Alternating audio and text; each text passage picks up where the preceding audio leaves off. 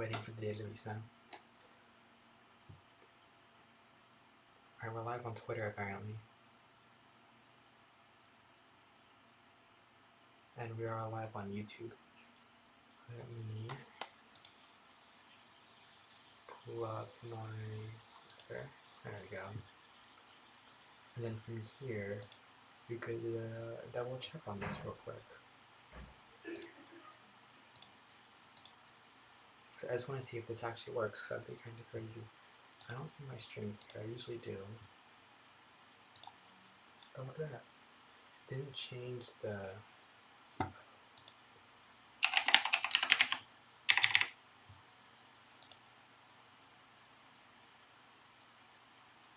It didn't change any of my titles, but that's okay.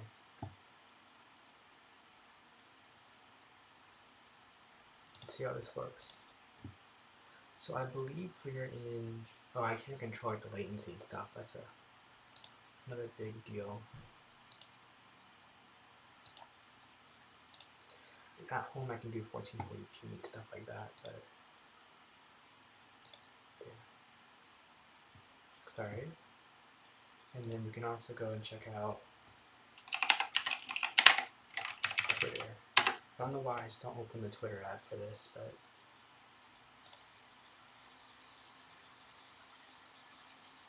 look at that.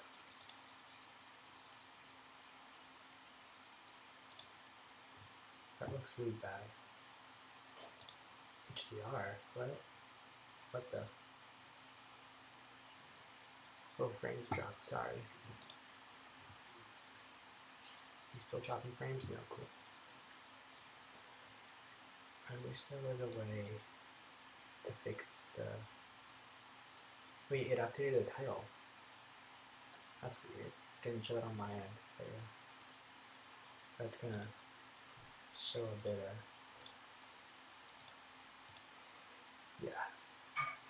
Interesting. I don't know why on Twitter I'm gonna put this over here.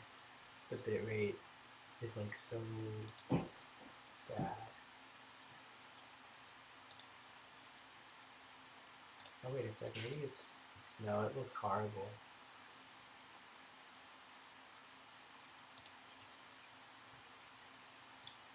And it's like buffering a lot and I don't know why. Wait, there's a button to just view it. Oh, it's taking that Twitter account, okay. Testing. Oh, because I went live. What the? Oh. So we should be live in theory, but it's a bit weird how on Twitter it's like... Yeah. Oh, cool. I can go with the dashboard. Interesting. Oh. The rate setting is out of recommend for YouTube. 4,000. No, that's fine.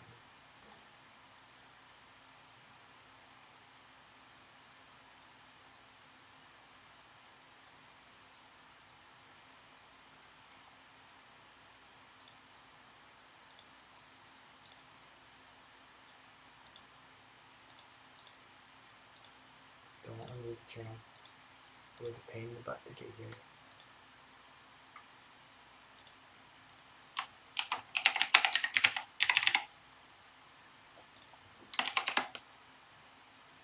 That should change it on YouTube, in theory.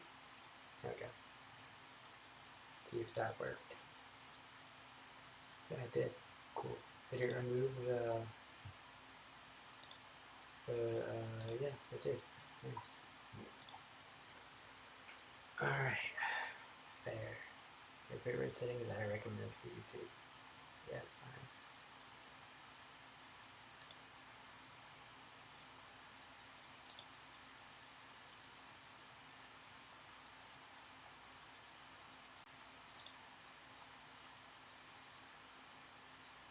See, my thing is the quality on Twitter is like not the greatest, you know?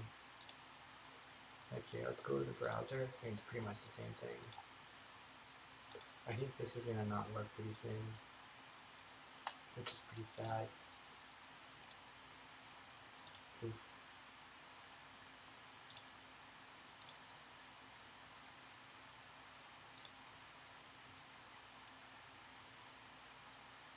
Like if you look at it right here, it looks fine, right? But once you blow it up to the big screen, that's where it looks really rough. Like here, let me pull up like another browser tab over here, and we'll go to like YouTube as an example. Doesn't look too bad, I guess. Yeah, it moved the bitrate. Yeah, it gets pretty rough. But after we pull up like this, we'll keep it low volume. What the heck? Just do that. But I can barely read the text. But see, I don't know if it's like a YouTube problem or what. Let me go up the stream up on YouTube.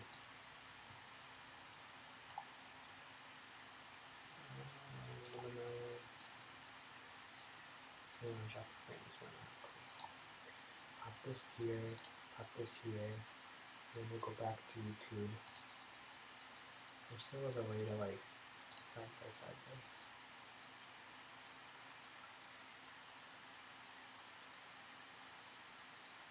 Yeah, already I think it's hard to tell by how small Twitter is with this. Yeah, it's pretty graphic. If I full screen it, it's gonna full screen the entire screen. Well, it's full screen YouTube. It already looks much better. I can read everything that I see here. I'm not gonna get much from this, but oof. Yeah, YouTube just looks much better. Damn it. Just doing some testing. Here. Let me see something real quick.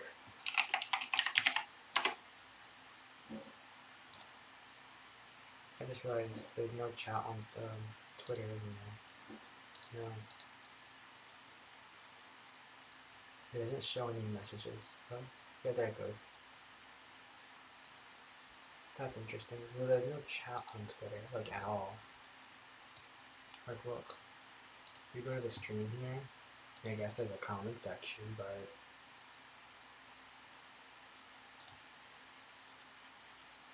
there's like zero chat. That's so weird. That's so weird. How do you stream on Twitter with like no chat? Damn. That's weird. Like you can stream, but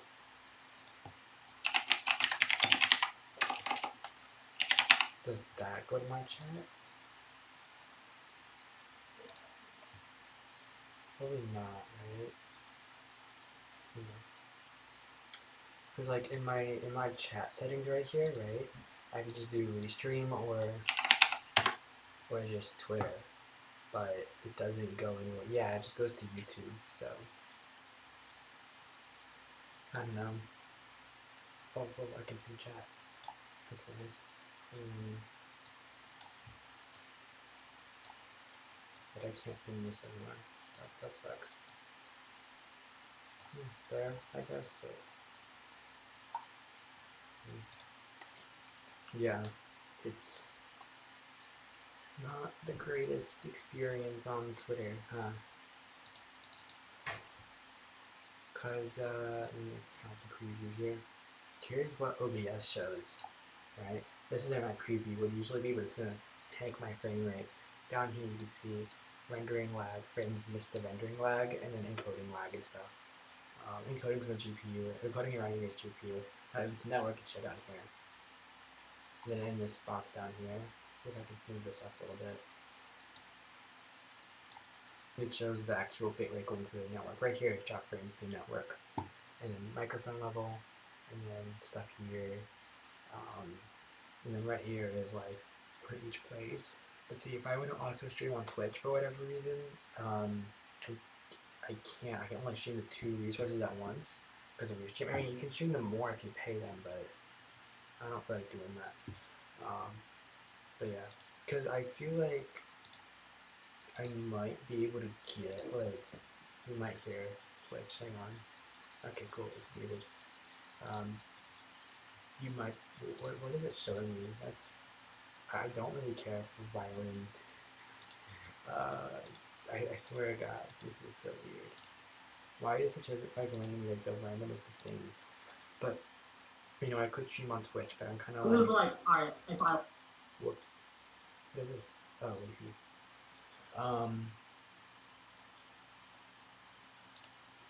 Like I haven't touched Twitch in forever, so like maybe it would do it. Can I change this to my name? I don't think I can. No. What do I name my username? I think I'll go back to Amelia575. Unavailable. No. Cause like I don't like.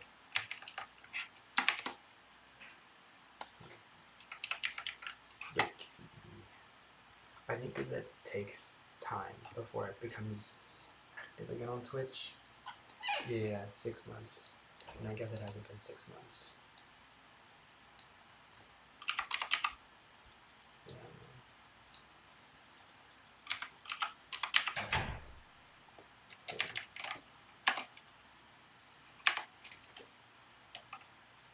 Only contain alphanumeric characters. I mean, double underscore. You can't do a space, can you? Like that. Does a dash work? No.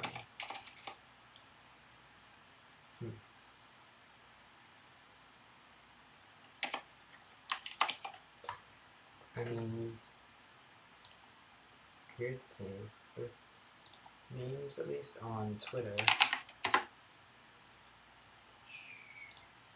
my username is under like Acorn, right? But then my name is Amelia.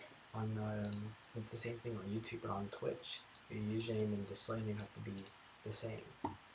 So that's the problem. Because like my thing with Acorn is that people call me that and stream stuff and not know it's me when I'm on YouTube. So it's like, yeah.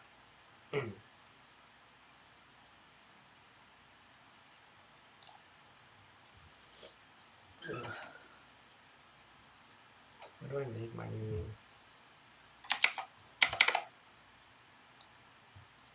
How do I make the new username? It has to have my name in it.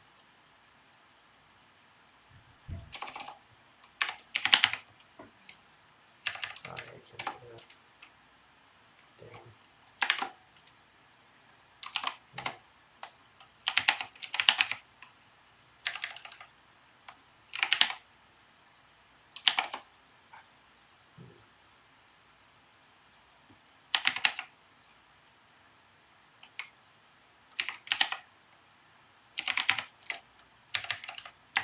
Underscore.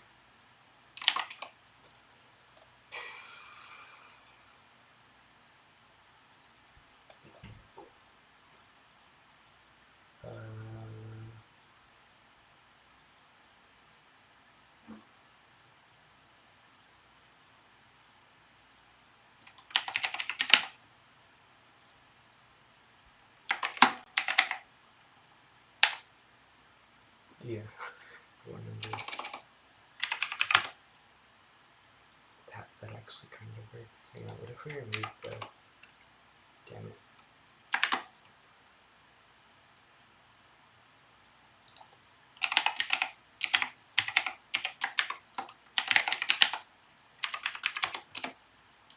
Is that an actual? Oh, Twitch.tv.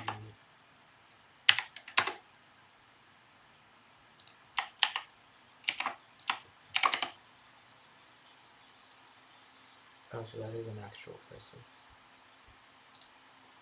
That like has 0 videos. I'll just update my name to that. Although I don't like the underscore, but I don't know, it's kind of long. Acorn's very original.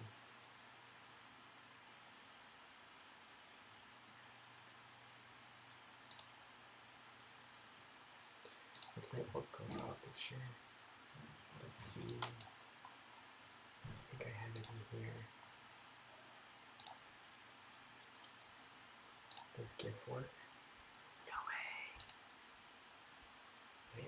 way. Wait. Oh my god, it worked. That's cool. It's cool.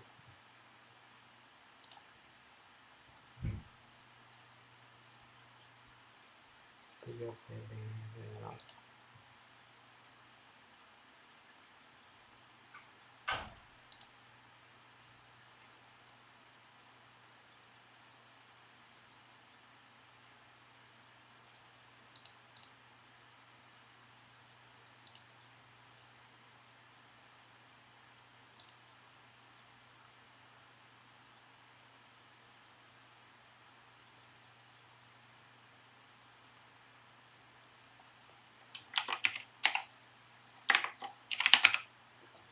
Damn it. God, what do I do for Twitch that isn't boring?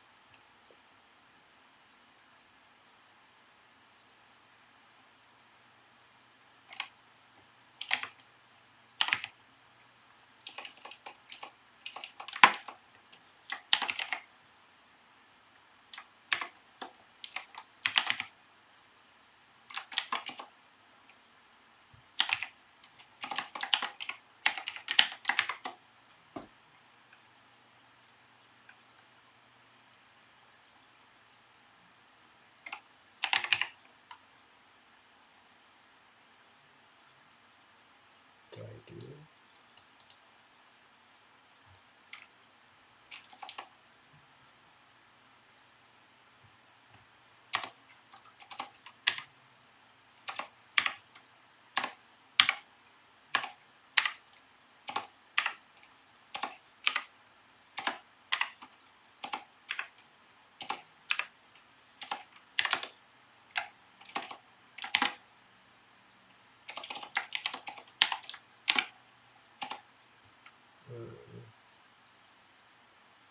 I'll have to figure out a name.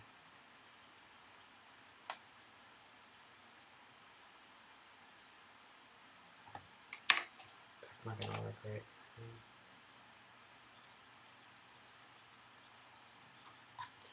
Yeah.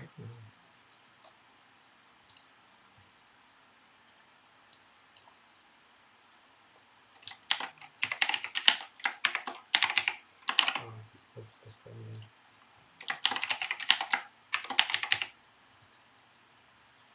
I might just take that one. I'm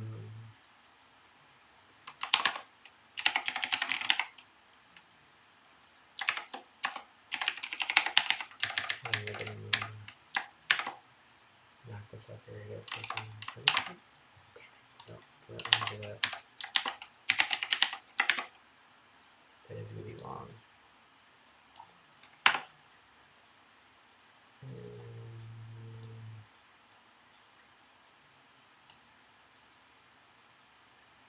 I don't know about that for a brand.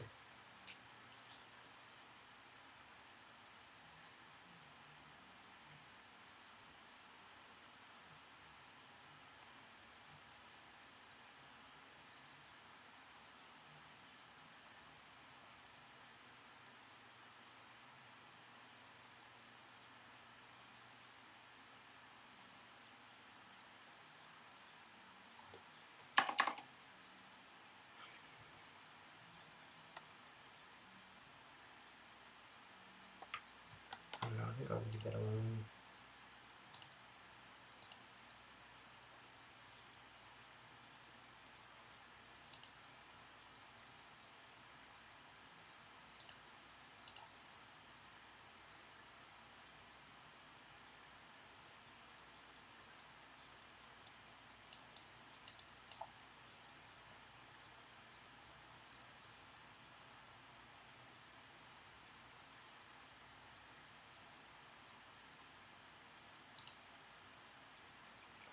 See, my big issue with Twitch is that it's just not the greatest platform. I kind of want to stay away from it personally.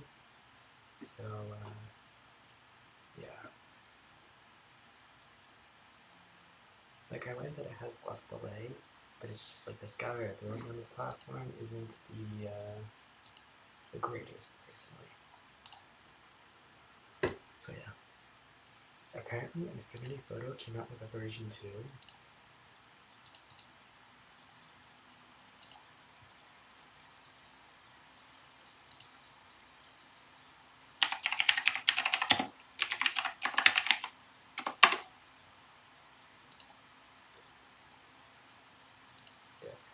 They apparently came out with like Infinity Photo 2, like a version 2 for all their products, which I think is pretty interesting. As you can see right here. But and then they also added a new Universal license. But you can upgrade from V1. I guess they changed it. I don't know, I'm not really up to date on the Affinity news. So it's now $130, which is pretty expensive, honestly. But yeah. I'm looking into it a bit. It just is the difference from Infinity Photo 1 where I don't know. But I will get it on all platforms. It's nice, but I wonder if macOS and Windows is in the actual store, or if it's like an actual downloaded application, which would be a step back, I feel like. But yeah, because like if you see it's 70, well, 7, 14.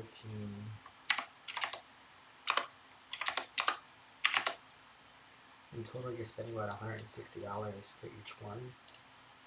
So getting it for $170. So you do get each individual version, so like all of the programs. So I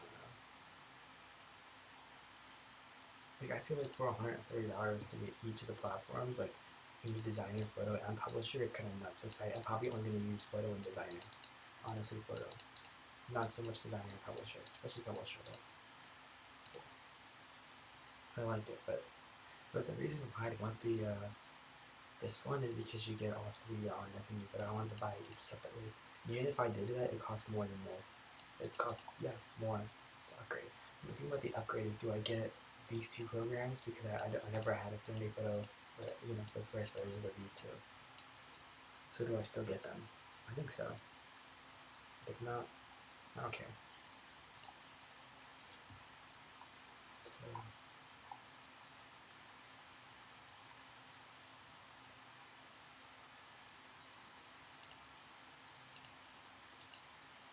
I don't know, the new look is interesting. It's like, it still doesn't feel modern like Photoshop, but it still feels a step behind, but on the other side it feels a bit better, so I don't know.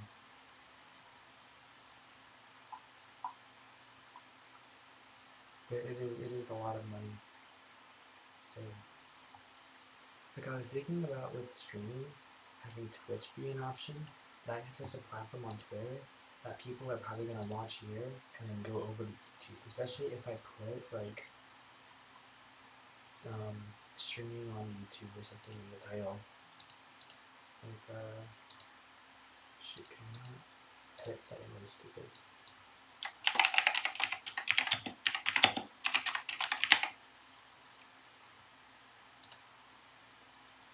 You know, something like that. And then this one would just be like testing. Yeah. So yeah, like that could be a good way to promote things a bit, so people could still watch the stream and then click in. I could probably stick the link under here, maybe. Make sure this is muted. It is. Before things turn to the stream section, let's get at that real quick. Like that. Does that actually work? Wait, does it retweet the stream? Can I do that?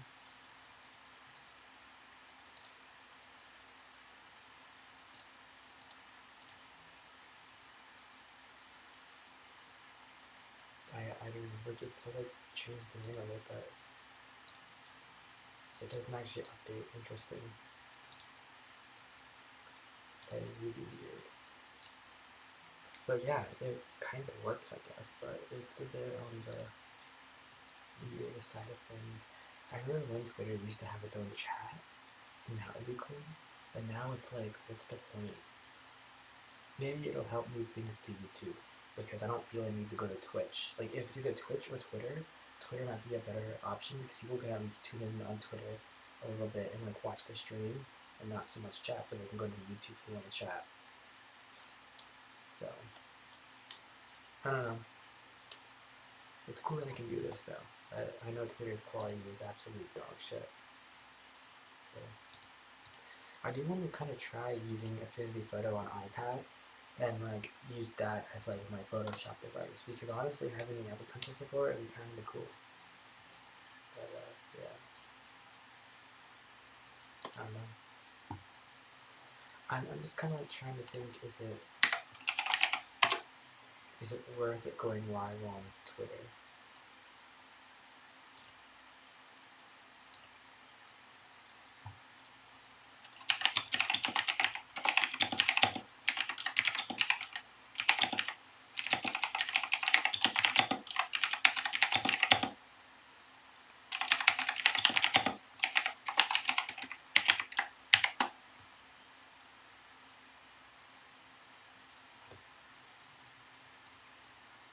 Can I start a poll? Yeah.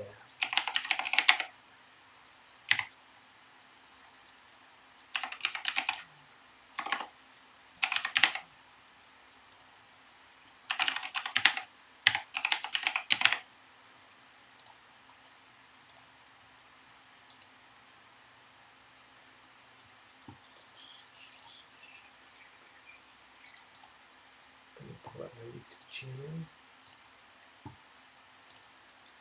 That should not be what it is, but okay.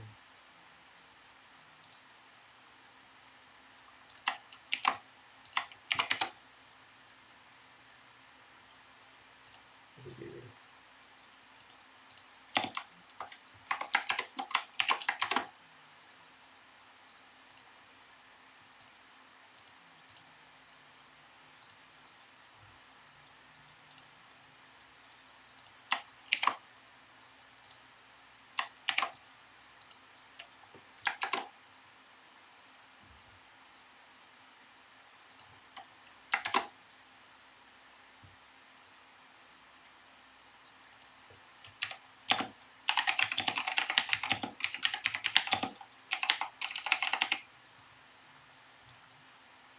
Because here's my thing with Twitter, is that there's no chat.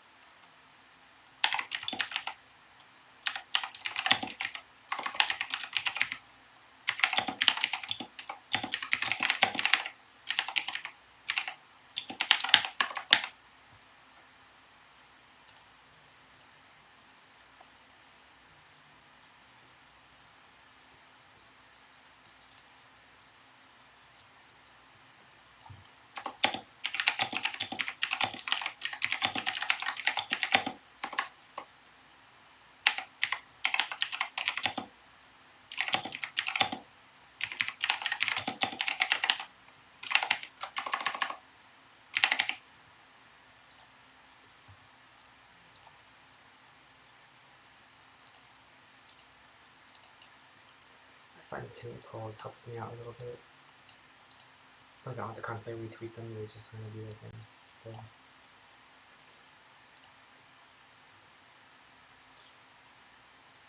So yeah, so how I was able to stream on Twitter, a couple of things. One's Restream. On Restream I got it to work. You just, add channel, Twitter, and then you just connect it. I wouldn't recommend doing it through here though. It doesn't seem to work unless you're on the website. You can do it from there. But on Twitter, you go to professional tools, I believe. You have to make the professional account, and then you have to go to the Creator Studio and go to your analytics. And then you just change analytics to studio. And then you can go to producer, and there's this stuff, which is pretty cool. So yeah. So that's how that works.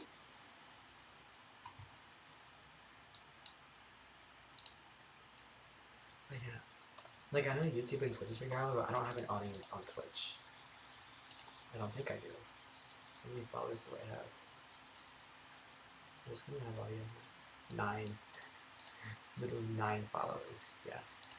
Whereas on, YouTube, it's a bit more of an audience, but I'm still not seeing people come to streams because it's still pretty low for YouTube standards, I feel like.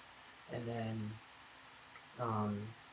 Twitter is like where I have the biggest following. It's like 100. Right, I'm seeing 180 right now. But obviously, it's gonna fluctuate up and down. So.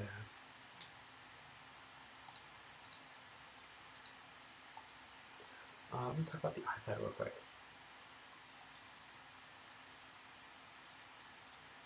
Just gonna close this out for a second. The reason why I'm like this is because I haven't showered in a while, so I need to do that, but kind of waiting for the night to hit, and it technically is, so but it's gonna take me a while, so I'm kind of waiting for the to go to bed, and then I'll take a shower. We're gonna be in there for like 2 hours. It's kind of crazy. But because they're all up, I'm just kind of waiting for them to go to bed, pretty much. To the iPad. What's in my hand right now is the 11-inch iPad Air, 4th generation, so it doesn't have M1. And I like this iPad a lot. Maybe I should update stream titles.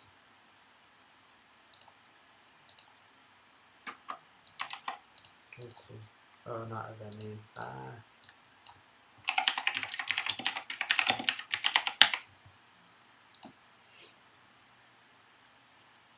It's loading. There we go. Whoop. Oopsie. So the thing with iPads is that I have the Air, and the Air's okay. But I feel like 11 inches for an iPad is decent sized, right? It's not too big, it's not too small. There's a lot of situations though where I feel like it's a bit too small.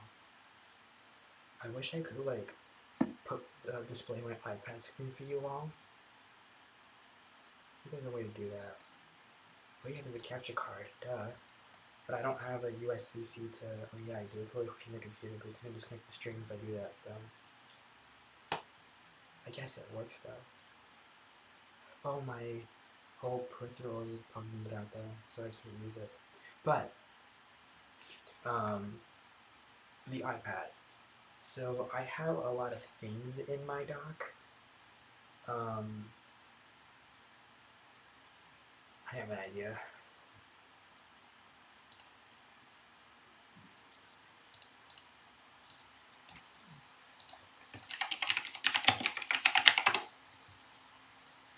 Pull up iCloud Photos.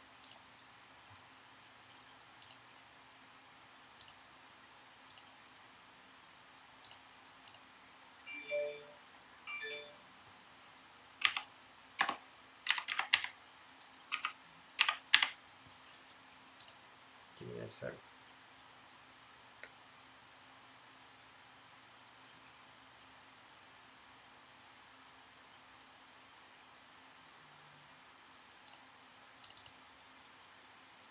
That kind of works, I guess. You're gonna see my recent stuff, which I don't like.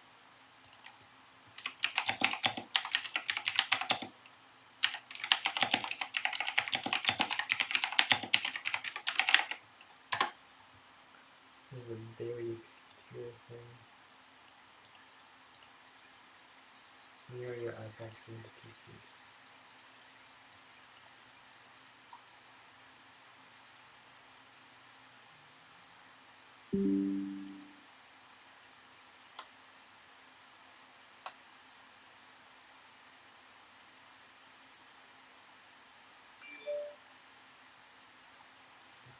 We'll just do this, right?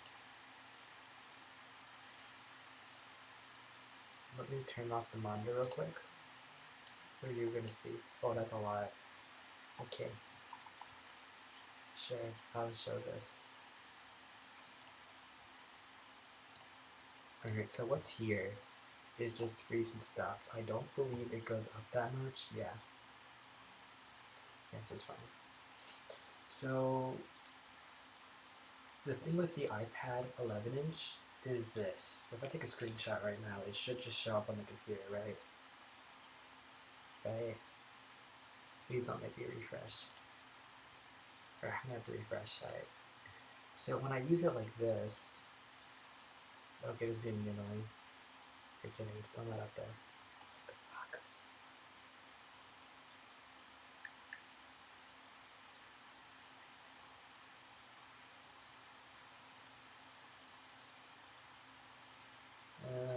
It should be up now. There it is. So when I use the iPad, right?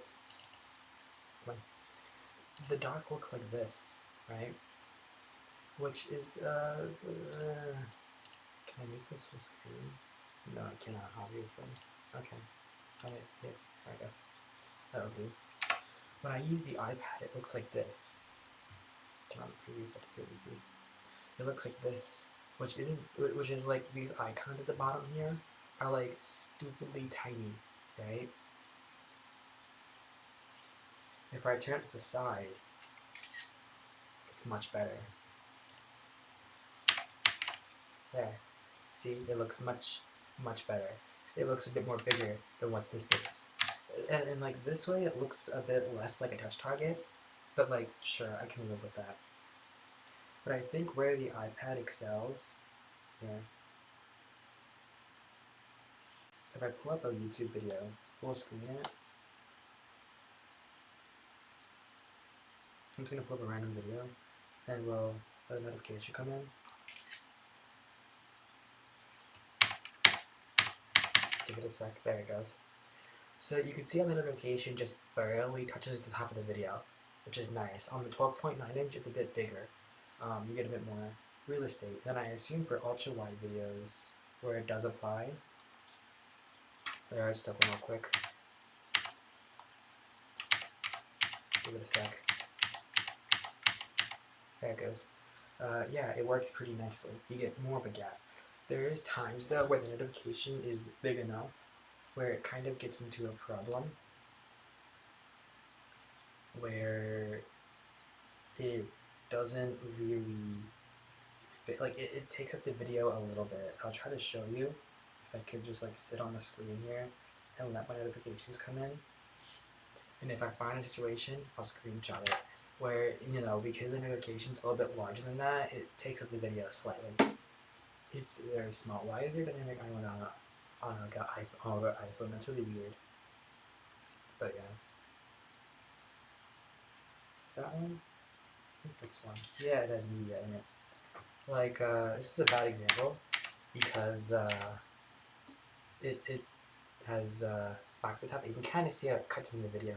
If it's a bigger thing, like that's where it's a bit of a problem. On the iPad Pro, the last gen iPad Pro, that's where that wouldn't be a problem. I would have a big gap. I have a gap between the video and notification at all times. That doesn't bother me that much. Like it's annoying, but it's fine. What I really like about the iPad is its multitasking capabilities. I usually flip this actually over here. You can even see it anyways. So that I have YouTube full screened, right? Then we have Twitter on the other side, like this. I use this a lot when I use an iPad. Just that multitasking is pretty cool. And the video is still bigger than it would be on a phone, I think. It might be slightly, it might be about the same size as my Pro Max phone. Let me see. I don't feel like going down here. Yeah, it's about the size of my entire phone at that point. But like, it's not edge to edge, you know? It's like, my phone is the size of that. So it'd probably be about pretty close-ish. Let's see.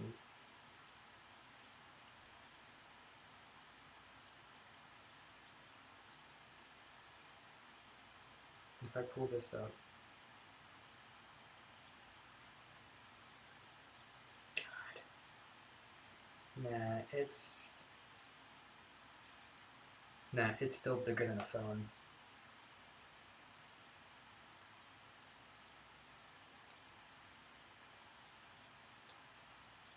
But yeah, going back from an iPad to a phone is like, whoa. So yeah, it's like, wow, everything's so much smaller. Even that is bigger than my phone would be. My Pixel 7 Pro and then simply the iPhone. And then, you know, I could take Discord and just have it in, whoopsie, in a, I think got a little bit scooched, but, and entering slide over is a pain in the ass. There. And then I can have slide over be active where Twitter is, like on top of that if I wanted to. And that would kind of monetize between the video. It does cut into it a little bit, but it's fine, you know.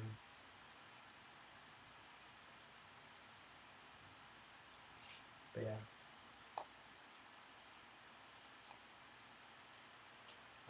I'm not gonna try that because it's like the same thing. Like it's just on top of Twitter, and I can slide it back and now, which is cool. But my favorite things to multitask with is putting Twitter and Discord and have it be a 50-50 split, right? Like this, like that. So, but here's the thing about this all is that it's not that's great about just media consumption. And here's where it kind of falls apart a little bit. Let me take Twitter and make it full screen. Twitter, full screen, it's kind of nice on an iPad because you get all the vertical resolution. Now on a 12.9-inch iPad Pro, it's honestly kind of nuts. This, not that bad. Like, it looks okay, it looks fine, but it's much better than having that, whoopsie, giving me this thing again, like this. It's not going to look that impactful though, because of the pictures and media in these tweets. But yeah, like this to this is just much better. But it's still slight, you know?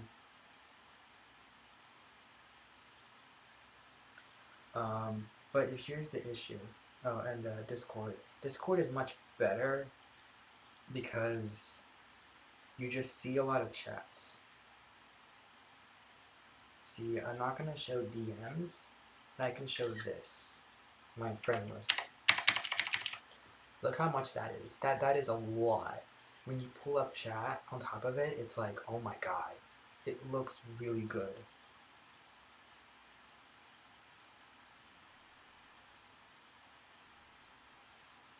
What do Twitter DMs look like? Yeah. They show a lot, but I'm not sitting here like, wow. I meant to multitask here. Now, the big issue that I think would work better on the 12.9-inch iPad is when you try to fit them both in 50%, it doesn't work. One has to compromise itself.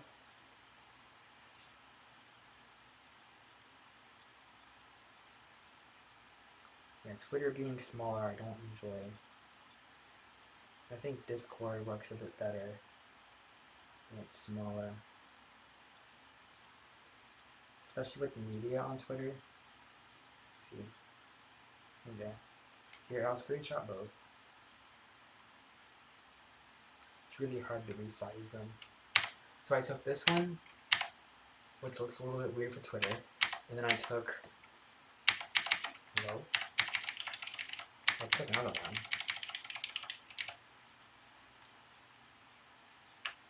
I took, is it not gonna, what the fuck? There. I took this one.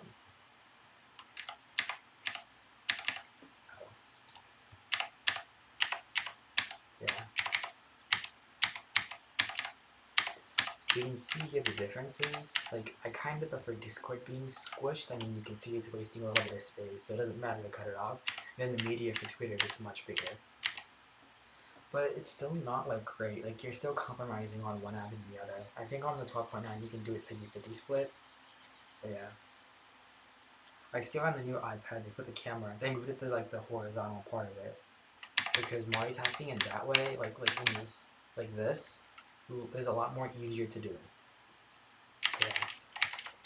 I don't know about Stage Manager. Like, I kind of want Stage Manager, just to like mess with it on oh shoot.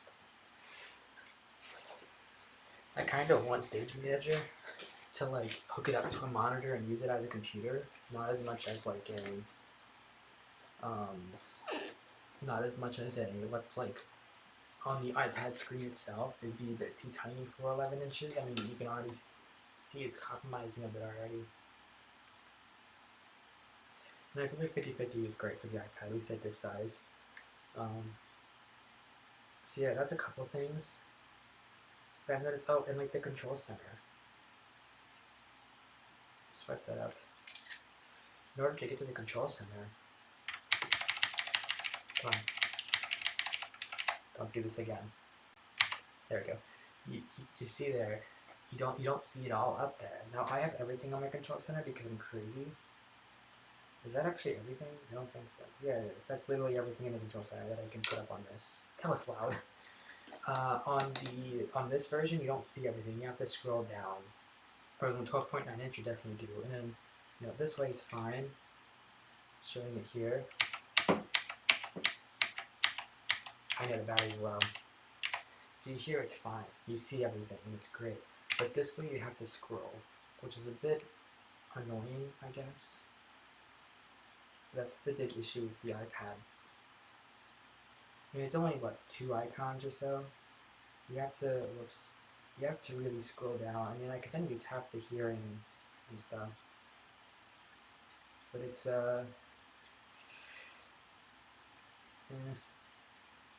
not great.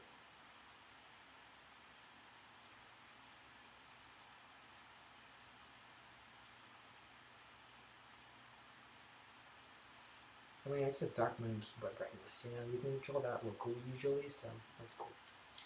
But yeah, it's a bit annoying.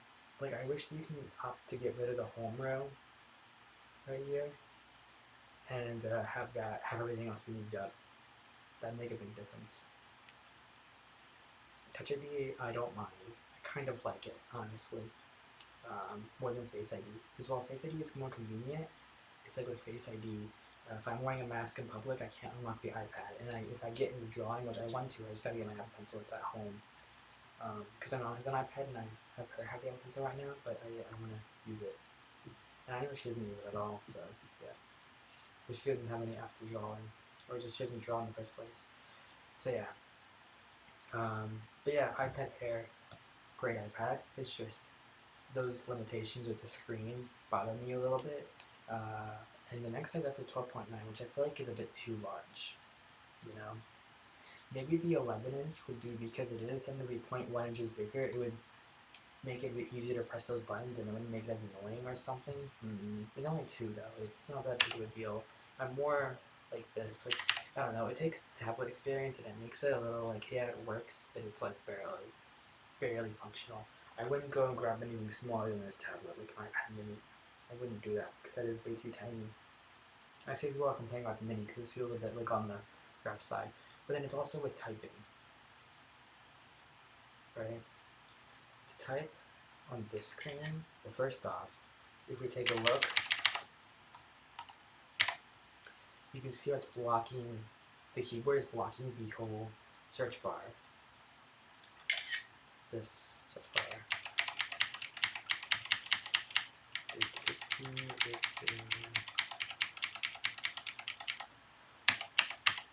on, I was in there.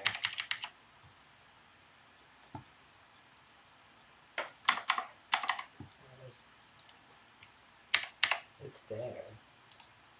That search bar. So you can see the keyboard just blocks it, which I don't enjoy. On the 12.9 inch iPad Pro, that doesn't happen. Really? You're not gonna look now? There it goes. So yeah, not a big fan of that. I believe it doesn't happen on the 12.9 inch iPad Pro, to my extent. I mean, I can still see my apps, so what matters, but it's a bit annoying that I don't see the entire bar, whereas on Mac, I can see the entire thing.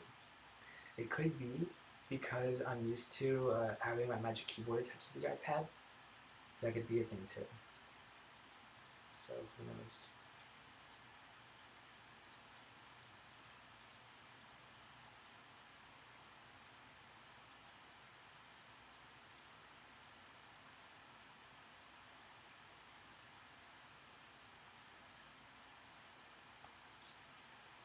Um, I mean, I don't think in the other view it's that big of a problem. Like again, up and down.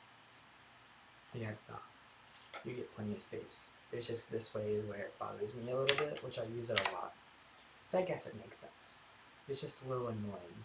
It's like, oh, that's not normal. um, anyways, final stuff. What do notifications look like? It's okay. It works. It works pretty well, I'll say. But if I turn it to be up and down, that's where it's like, whoa, that's a good use of space. Final thing I want to discuss is just the refresh rate and the screen type. My iPhone and my Pixel are all OLED screens, right?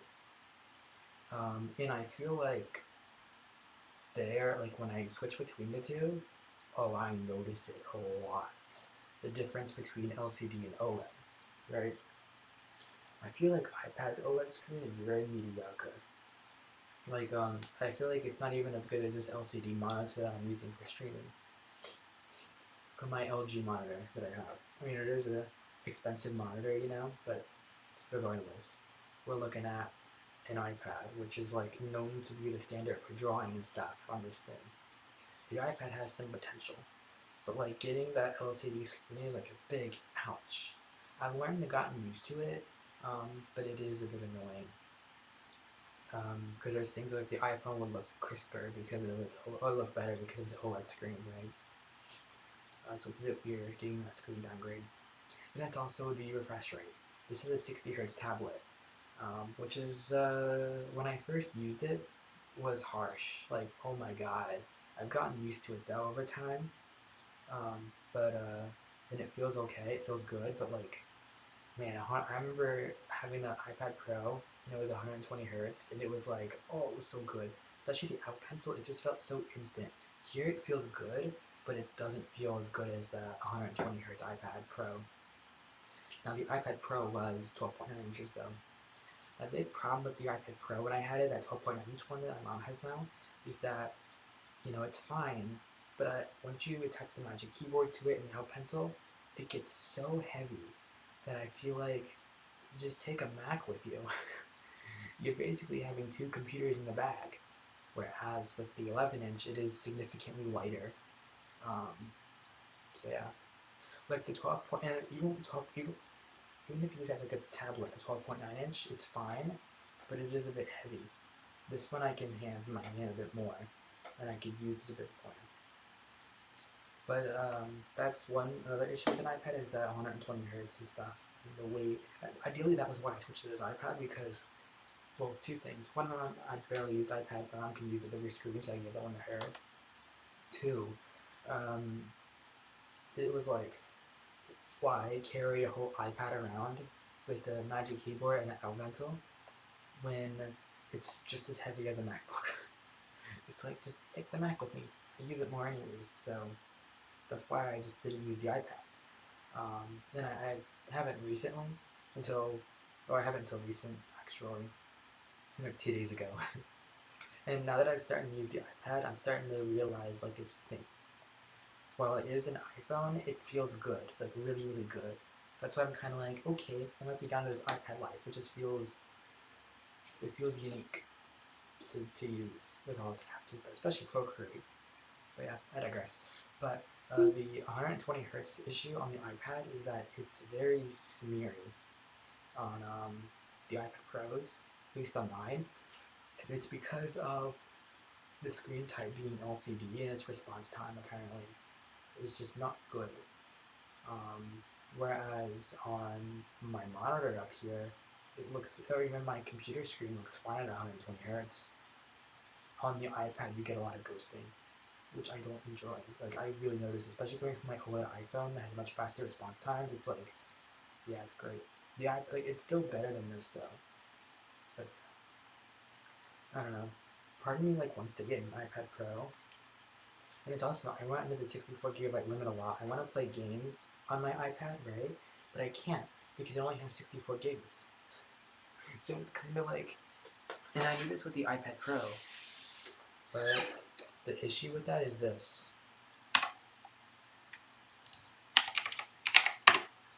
We'll go to two places first. Or while we're here, I'll just stick to the education story about that. Sorry for the drop frames. iPad. So if we go to the iPad Air, open up the iPad Pro. I really enjoy the M2, right? Oh, for colors, I've had a silver iPad, my iPad Pro silver, and it looks fine, but I kind of want space gray. And in storage, I don't know, we'll get there. Now, this is the 5th Gen Air, but I'm just gonna, do my specky stuff to it. So you get 64 and 256. 64 gigs is $549, which is a pretty good price for the iPad, right? And 256 is $700. Which at that price, you might as well spend the extra $50 and get a 128 gigabyte iPad Pro. So yeah, if we're gonna do this, you might as well just get. You might as well just get the iPad Pro because it's only $50 more, which is like a much substantial thing. Now you are getting less storage, so theoretically, if we wanted to compare apples to apples, it's more of like this, 700 to 850, so an extra $150 for the same storage. But here's my thing. I can work with 128 gigs. 256 is really nice. 128 is a good sweet spot. So that's my take on storage. 128 is good. 256, yeah, it's a bit much personally. But yeah. So I can live with an 120 gigabyte iPad. I'm not going to use it all the time. I'm not going to be storing videos or footage on it and stuff. I have an external drive for that. It's just really for games. And if I had the upgrade to 128, I would do that on the iPad probably instead of 256. But yeah. So that's why I'm kind of like, you know what? If you're gonna upgrade to storage, buy an iPad Pro because it's just a $50 upgrade at that point to get the 120, which is much better than the extra 120 gig of storage, in my opinion. But yeah. I don't say probably buy it in blue, the iPad Air. I have it in pink because my mom picked that out. But I'll probably get it in blue. But pink's good too. I don't mind pink. Like both are good colors. But yeah. But I was also thinking about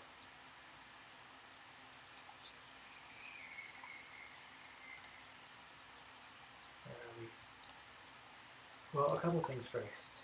I want to buy the Magic Keyboard again, probably in white because I'm crazy. And then look at our price right now. Yikes. It is $300. But to be real,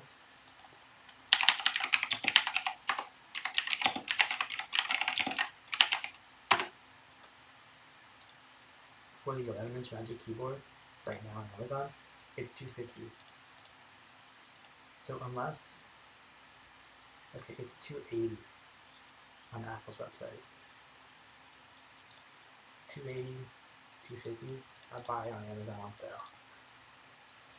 Yeah. But then, if we add a trade-in to my current iPad, let's say, ugh. Just had this up too.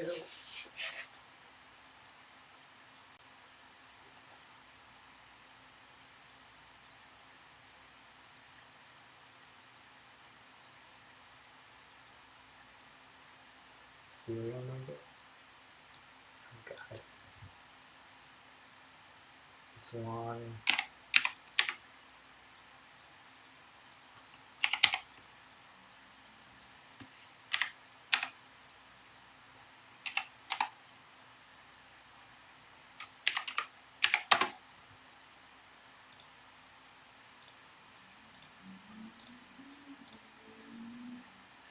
$230, which takes the price down to about $519, which isn't that bad actually when I think about it. Then you gotta go factor in the keyboard, 5, 6, 7, about $800 rounding up, which isn't bad. But I feel like spending $520 for the same iPad but 120 hertz is kind of stupid. I mean, you do get the M1, which would be huge for me, or the M2, and you get Up Pencil Hover, which I enjoy. But I'm kind of sitting here like, hey, if I'm not into art a lot right now, and I'm not into art, not into any of that stuff, like, why buy this one when I can go buy the M1 right now? That's why I'm probably gonna wait. That's also not the money. Let's be real. If I had the money, hell yeah, I would do that. But yeah. So $230 for this iPad. It's like, what? It's like nothing. So yeah, probably best to wait. It's only a year old, I think. I don't know when the 4th gen iPad came out.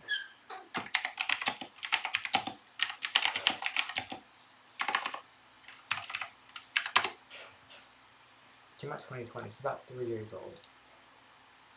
A little under 3 years old. So it's more like 2 years old. Which is like, yeah. This though, I do want this keyboard. But I see my thing is it doesn't have a function row, which sucks. The new one does, but it doesn't work on the iPad. So I'm kind of like, I would love to get an iPad Pro again, but I don't know. But then it's also this 12.9 inch has a much better screen. Like, it has mini LED, which might fix the problems I have with 120 hertz. Might, right? So I'm just kind of sitting here like, damn. Like, do I spend the extra cash and get that one then? But then it's like, well, I have a 12.9 inch iPad Pro at home that my mom's using. It's 2018, but it's still. So, yeah. It's like, yeah. And I mean, I already had the same problems with that one, so it's like, like, the thing that would make me be like, hell yeah, I'm buying this new iPad, or buying an iPad, the 11 inch specifically, is if they offered, like, the mini LED screen, or hell, the OLED screen on an iPad. Yeah, now I'm convinced to upgrade. So yeah, that's my take on the iPad. I would upgrade, but I feel like for $500, it's like a bit of a joke. It's like, for what, 120 hertz, and that's it, and Face ID, which I don't care about. The cameras are better, but like, who uses the cameras on an iPad? I rarely do. Yeah, and it's also, you only get 2 cameras. You don't get a third. It's just like your main ultra wide, I guess. I don't know. In LiDAR, you don't get the third, what is it, 3x telephoto camera. So it's like, why? But yeah, that's my take. The iPad Air is good in most cases, but man, I do miss that 120 hertz. I think the best thing to do is go out and buy an older iPad. If you're gonna buy an iPad Pro, don't buy the latest iPad Pro, buy an older generation iPad Pro. Like a 3rd gen, a 2018 iPad Pro. But now with, I would honestly buy the M1 iPad Pro. Like, if the upgrades they made the M1, hell yeah, get that one instead. Especially not the locking software behind it. This one only buy if you're in the art. So that's why I'm probably gonna wait for that niche to come up. But then I hear that Procreate's Apple Pencil Hover isn't good.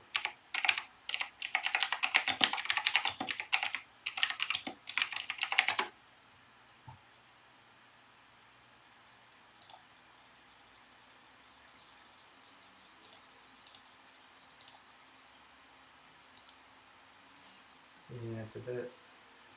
Okay, that is actually nice. but it's a bit on the, I don't know. You can still take advantage of some of the features in this 5.3 update, including a reimagined color drop and faster performance. Let's get into it. In this update, you'll get to experience brush strokes in a whole new way. Thanks to Hover, you now get a preview of your brush stroke and color before your pencil even touches the screen. When you're using the eraser tool, you can instantly see what you're about to erase. Just hover the tool over your screen and you can see what's going to be erased before you even do it. The brush cursor preview is customizable, and there are a couple different places in Procreate that you can adjust these settings. The first is in your Procreate preferences, and these would be global settings for the brush cursor. To do that, you would go to the Actions menu, Preferences, and then you would toggle on Brush Cursor. And here we have some new advanced cursor settings. So you can decide when you want that cursor to be visible, and you can also decide what type of outline you want. You could do the high contrast. You can have it display your active color, which is really cool. So no matter what color you're working with, you get a preview of that color. Or you can set the settings to be on a per brush basis. And you can set those settings up in the brush settings in Brush Studio. So I'll do that next. So let me go to my brushes. I'm going to pick up one of my pastel brushes. And then you'll find the settings here under Apple Pencil. As you scroll down to the bottom, there's some new settings that you can set pretty much the same as the preferences, but you can do it on a per brush basis. So if you wanted a particular brush not to show the cursor, Estimated you pressure? can set it up. What is that? The next really cool addition when it comes to Hover are the new brush size and opacity gestures. While hovering with the Apple Pencil, you can take 2 fingers and pinch open and close to adjust your brush size. This gesture definitely feels like something that would be very useful for quickly adjusting your brush. See, that's a game changer. The other gesture is for brush opacity. So while you're hovering, you take 1 finger and you can slide up or down to adjust the opacity. I think these gestures add something really interesting to Procreate, and I could definitely get used to using them as a quick way to adjust my brush size as I'm working without having to tap over the little sliders. The next thing I want to show you is the reimagined color drop. And this is really exciting because I've always found trying to recolor multiple spaces in Procreate to be a little bit confusing. So let's look at that next. While hovering over the color picker surface, tap 2 times on your Apple Pencil, and you'll see now it says color drop up at the top. With that active, you can just tap, tap, tap into multiple areas on your canvas to fill them with color. You can also go to your color picker and actually quick. different colors. If I want to do the pencil eraser, and then the tip of the pencil. I believe it's pretty much the same as before, just no hover. And then when you're done, you just tap this little check mark to get out of that mode. Now the good news here is that you don't have to have Apple Pencil hover to take advantage of this new color drop feature. Just do color drop like you normally would, and then you tap here where it says continue filling. Then you can tap into other areas of your canvas that you want to change color. Color drop looks like a fun aspect of it. So introducing some improvements to the selection tool. When making selections in the freehand mode, you can now tap and get a preview of the line that it's going to create, so you can make more accurate selections. It's actually a game changer for me. So I'm used to seeing that in Photoshop already. Are in the gallery view. You can now hover over individual files to instantly show you a time lapse of your artwork. When hovering over animations, your animation will play, and when you hover over stats, it expands, you kind of see what's inside. There are other hover features that you might notice, like choosing colors in the color palette is a little bit easier with hover, and when you're working with sliders, you get a nice little preview of where you're going to tap. See, I'm looking at Apple Pencil Hover, and I'm like, why has no one done this before, like at all? Because I don't know, it's so, like, why has no one thought, like, hey, let's, like, look, oh, God, because on drawing tablets, this is the thing that you can do. Granted, you don't have a screen on drawing tablets, most of them, unless you want to pay some good money for them, and they can't do a lot, computers, so it's a bit inconvenient for art. Or I feel like for Procreate, it's like the standard, you know, for iPad. And it's also just an iPad is the best place to do art because you can take it wherever you want to go and just do art there, which even to this day. Into your channels. Uh-oh.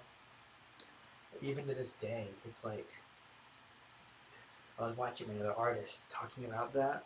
How when they started art, they wanted to do that like art in a cafe or whatever, but they couldn't. They bought this like in 2015 this like not Huawei, but this Wacom tablet that could do that, a computer. It was more of a Windows computer, but as a tablet.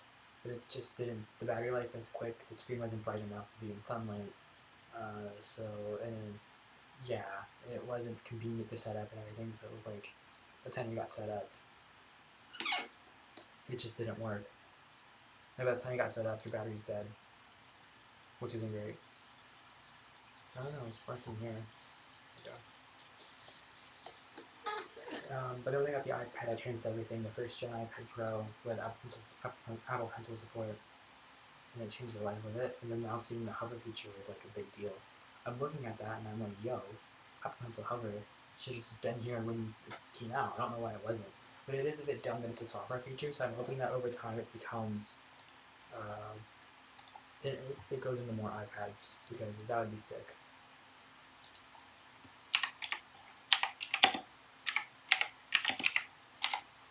But I also feel like,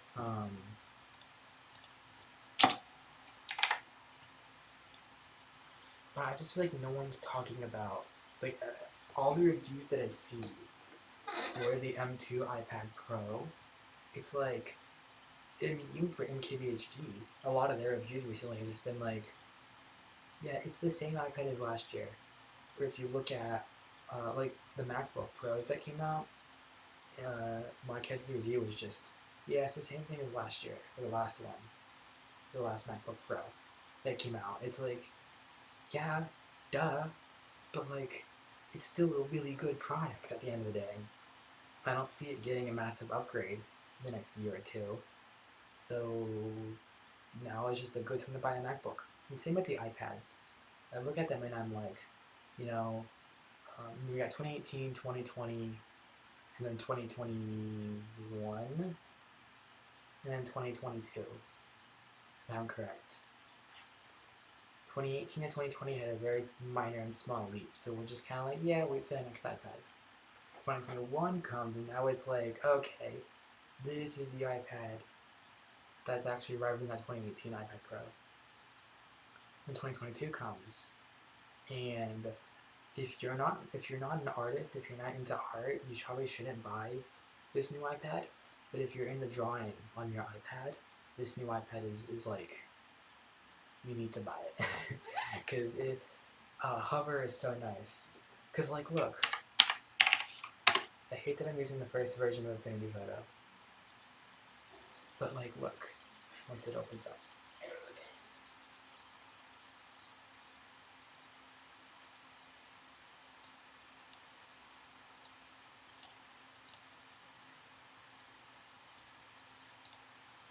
When I do stuff here, shoot, I need two hands. Ooh, my nose cold. So, for example, if I do a selection tool, where is that at in this program? I think it's under this one. Yeah, I think it's freehand and then just hold shift. Yeah, you can see I see a preview of where it's gonna go up next. Hold on.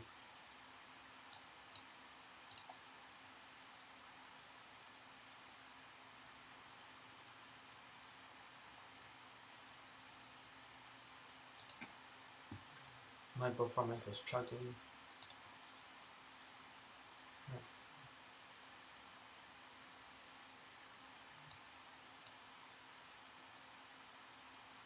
Just gonna crack this up.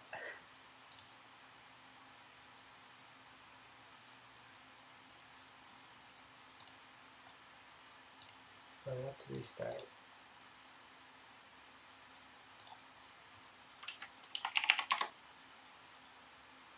Try this again. Now that it has more RAM.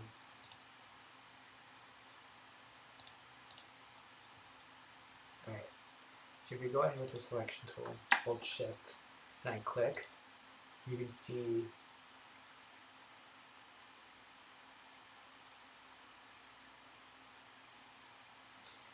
maybe you can see how it's giving me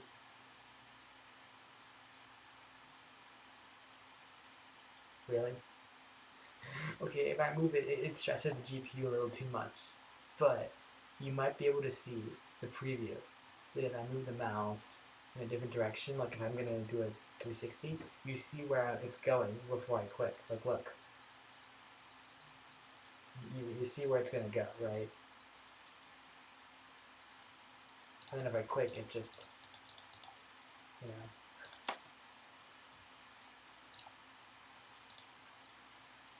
Alright, we're done. Oh my god, your frames. They should stay over now, though. Anyways, you can kind of see there how when I did like a marquee selection, maybe at least, it showed you where it was about to go. So to see that with Apple Pencil is huge, because right now I have to kind of guess where it's gonna go. But it's like no one's talking about this. So yeah, I want to watch some videos. This could be the first time ever where going pro might be a better option, even for someone who doesn't need pro features. So the question is, are you better off spending? No. I'm cutting it below. Damn it.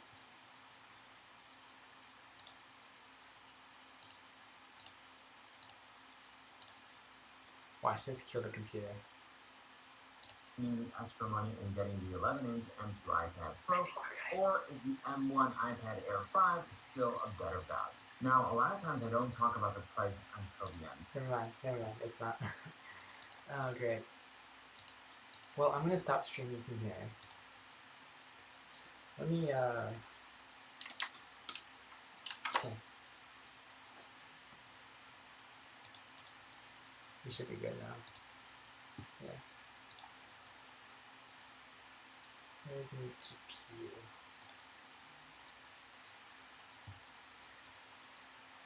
There's no dedicated encode on this? Okay. Weird. That's why it causes problems. I see why this GPU struggles to stream. Or do things like Photoshop. Because on my computer at home, it has a dedicated encoding and decoding chip. This one doesn't do that. It just slaps it on the 3D section of the GPU. I will say my GP memory is pretty good. I mean, it's okay. Mine at home's 8 gigs as well, so it's, but yeah. AMD for streaming isn't great. Or at least doing anything while streaming on an AMD GPU isn't the greatest.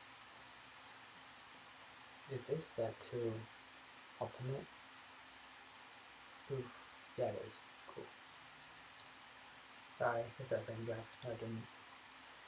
But yeah, that's my issue with streaming with this thing, is that it's not perfect. Now I could hook up another computer and put it in my capture card and we'll be good to go. A little bit, actually no, it's not this white port, so not really, but I probably could actually. Yeah, because I have this dongle, I took up the HDMI into the capture card and then, you know, duplicate the displays. That's actually an idea. But I like doing it, I like using Windows because I can game on it and stuff, but yeah.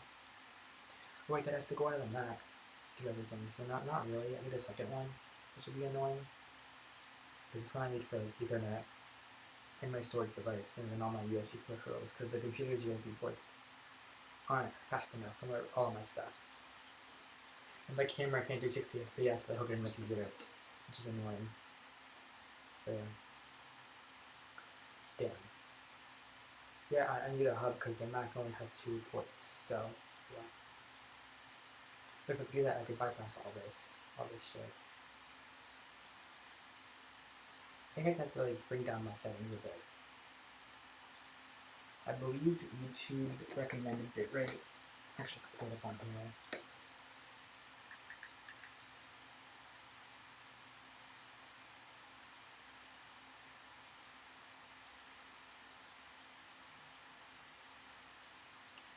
I believe YouTube's recommended bitrate.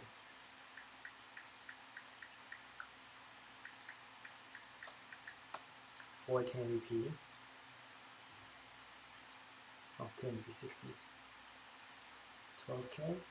That's a bit high.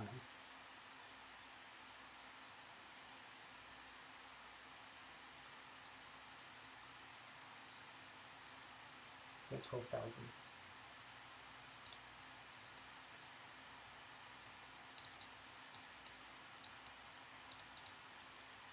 That's whatever it says.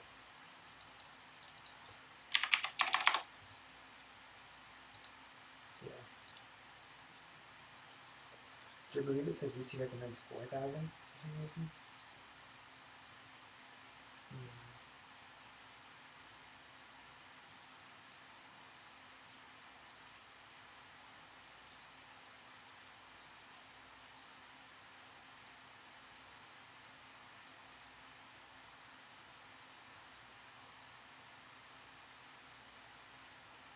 So yeah.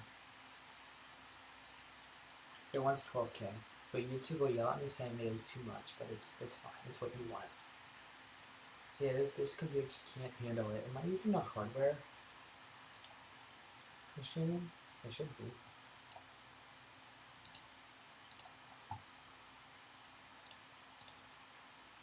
Yeah, hardware. At least I'm using ABC. Let me stop stream real quick and try it again with a typical encoder. Oh, H.264. Yeah, let me take a look at these settings real quick. I'll be right back.